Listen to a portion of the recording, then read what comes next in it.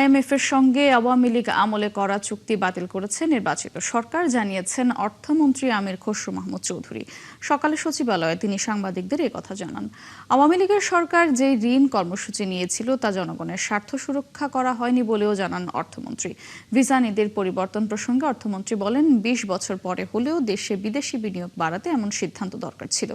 এর আগে IMF mission প্রধান ইভো ক্রুজনারের নেতৃত্বে একটি প্রতিনিধি দল নতুন ঋণ কর্মসূচির সম্ভাব্য যাচাই, অর্থনৈতিক সংস্কার ও সামষ্টিক পরিস্থিতি নিয়ে অর্থ সচিবের সঙ্গে বৈঠক করেন। আগের প্রোগ্রাম ছিল ওই স্বৈরাচার আমলের যে প্রোগ্রামটা করেছিল ফ্যাসিস্ট আমলে, ওখানে অনেকগুলো বিষয় তো আমরা সম্মত হইনি। তো সেই কারণে আমরা সেই প্রোগ্রাম থেকে বেরিয়ে আসছি। এখন আবার নতুন প্রোগ্রামে যাচ্ছি। একজন নির্বাচিত সরকারের বাংলাদেশের মানুষের স্বার্থ সুরক্ষা করে যে ধরনের প্রোগ্রামে যাওয়া দরকার সে ধরনের প্রোগ্রামে যাব। আধুনিক বাংলাদেশ গড়তে হলে সব যেরকম পরিবর্তন করতে হবে, ভিসা নীতি পরিবর্তন করতে হবে না।